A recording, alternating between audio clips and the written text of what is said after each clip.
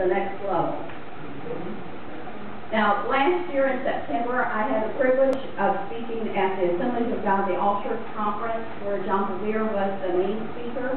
I was able to do two workshops on prayer there.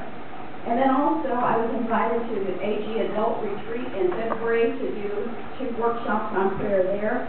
And then the Bradenton Aglow had a prayer breakfast in March, and they invited me to come down and share briefly on Old Testament scripture and prayer. And I was so excited to hear that who our new state prayer chairperson is, Jesten, am I saying it right?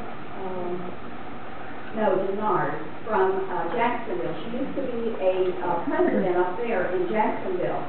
And we actually got to share a room at this prayer breakfast. We shared a room the night before, and then we both shared at that prayer breakfast. So I praise God that God put her again in my life. I spoke to her in Jacksonville when she was the president up there.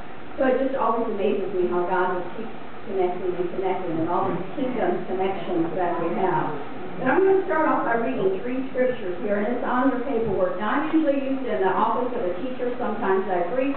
Sometimes I'm used in the prophetic. Whatever the Lord wants to do, that's what I say do it for.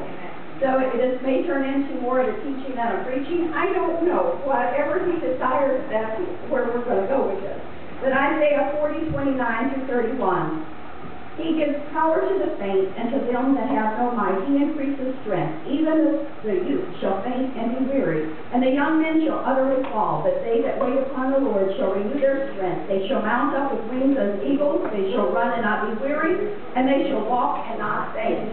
Amen. Now this comes from part of the message that I shared at the adult retreat called Prayer, the Wind Beneath My Wings. And I'm going to tell you about the prayer that needs to come underneath our wings so that we can soar.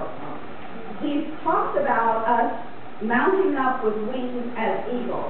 Now, it talks about here that the youth even shall faint and fall. We, as we're getting older, and I see a number of you that are probably my age or around my age, and so we think, okay, these young people are going to run rings around us and going to do more exploits than we did. And of course, that's exactly what we want them to do. However, a lot of times in your youth, you are not consistent, and you fall. And you fall and you fall, and you have to keep getting back up to run the race. I often say, remember the hare and the tortoise. The hare thought he had it won. But the tortoise was consistent. He kept on plugging along, he kept on plugging along, he kept on and on and on. He won the race. Amen. So I encourage you today, we're going to win the race. Amen. Psalm 91:4, He shall cover thee with His feathers, and under His wings shalt thou trust. His trust shall be thy shield and thy buckler. And Exodus 19:4, Ye have seen what I did unto the Egyptians.